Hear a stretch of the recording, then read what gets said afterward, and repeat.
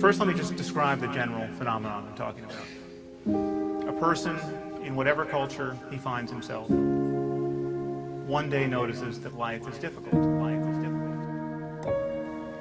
Even when things are going as well as they can go, he notices that at the level of his attention, moment to moment, he is seeking happiness and only finding temporary relief from his search. Our pleasures are, by their very nature, fleeting. I mean, the best we can do is merely reiterate them as often as we are able. At the very least, death and the loss of loved ones interrupts regularly even the most well-ordered and gratifying life.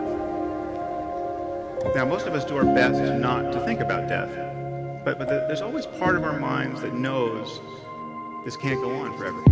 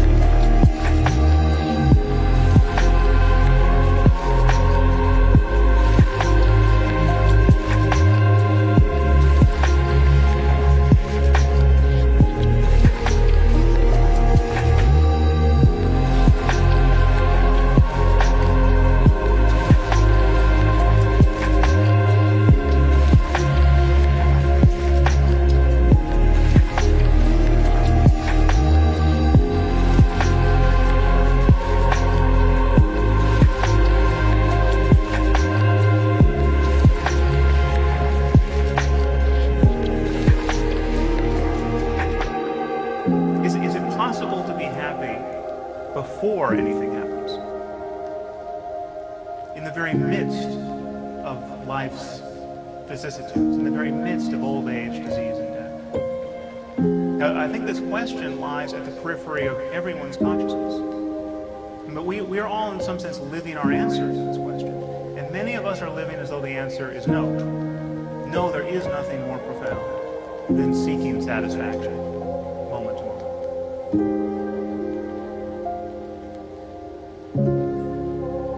In this context, many people have begun to wonder whether or not a different form of well-being, a deeper form of well-being exists, a form of well-being that is not contingent upon merely reiterating one's pleasures and avoiding one's pains.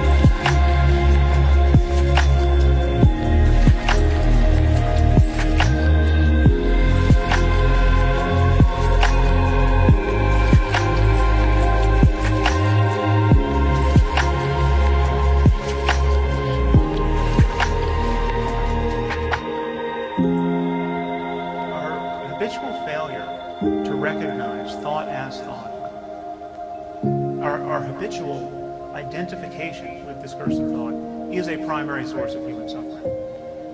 And when a person breaks this spell, an extraordinary kind of relief is available.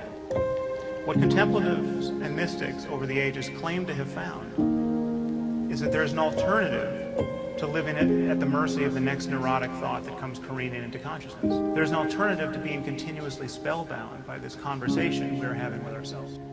If there's relief to be found in the face of death and loss, that the relief is to bear down upon the present moment and become interested enough in the present moment so that you can notice that to some degree consciousness is equanimous even in the presence of that kind of emotional pain. And it does, and then it does erode the pain of that pain. It is always now. However much you feel you may need to plan for the future, to anticipate it, to mitigate risks, the reality of your life is now. And I think this is a liberating truth about the nature of the human mind. In fact, I think there's probably nothing more important to understand about your mind than that, if you want to be happy in this world.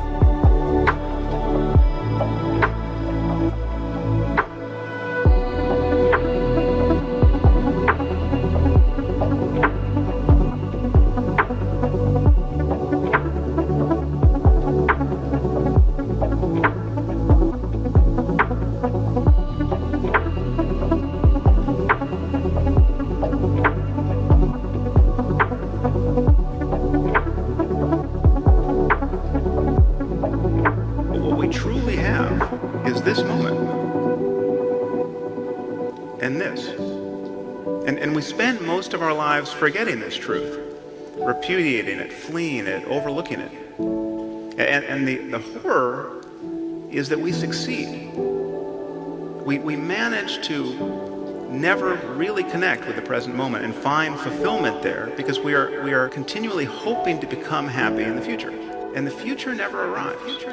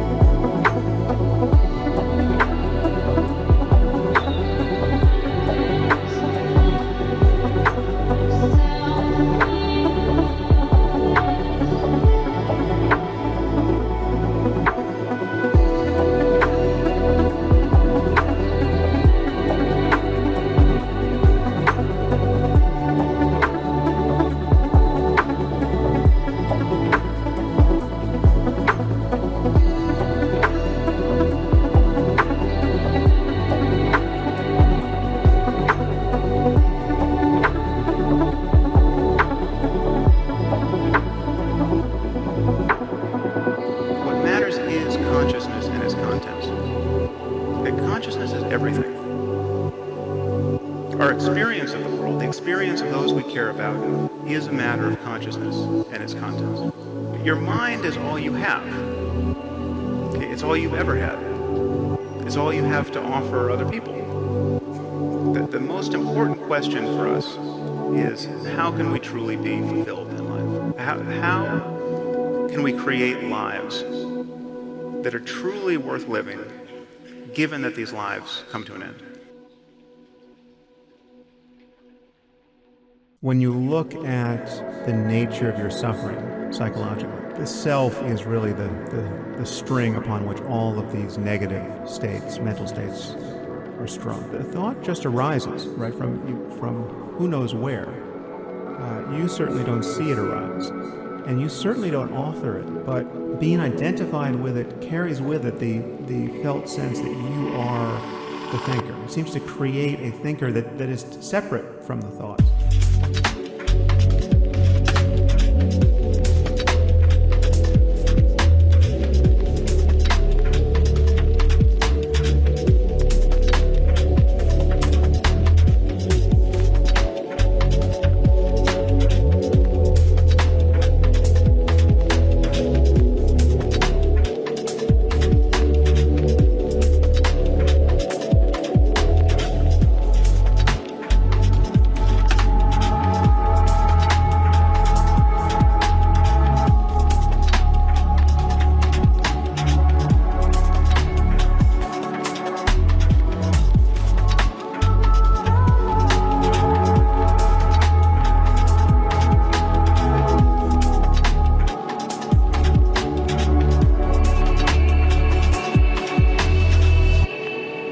Self is a product of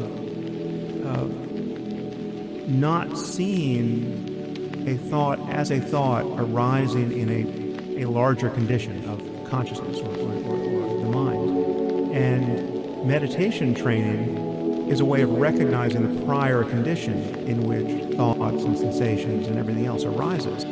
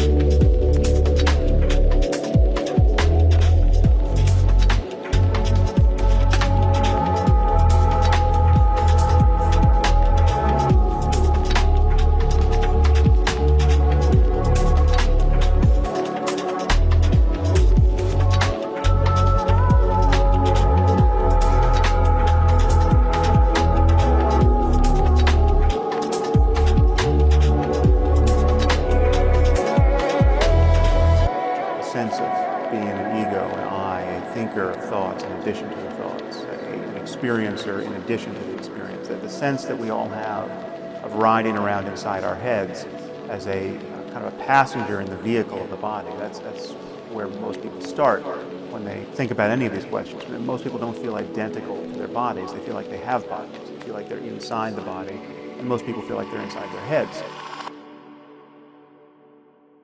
There is no one in the driver's seat here. There are simply more thoughts and sensations and moods and all of the phenomenon of conscious life are simply arising and passing in each moment. And the sense that there's a rider on the horse is, again, that's what it feels like to be thinking without knowing that you're thinking. Now, it's possible, I claim, and people have claimed for thousands of years, to lose this feeling, to actually have the center drop out of the experience, so that you just, rather than feeling like you're on this side of things, looking in, you're like, as though you're almost looking over your own shoulder, appropriating experience in each moment, you can just be identical to this sphere of experience. We are a process, and there's not one unitary self that's carried through from one moment to the next, unchanging. And yet we feel that we have this self. It's just this center of experience.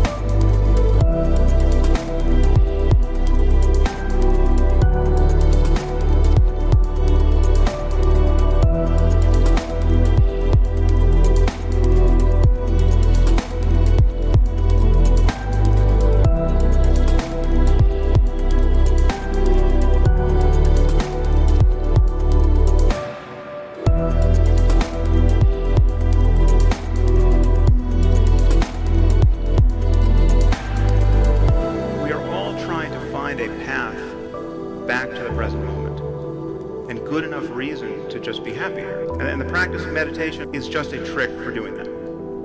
It's a trick for setting aside your to-do list, if only for a few moments, and actually locate a feeling of fulfillment in the present.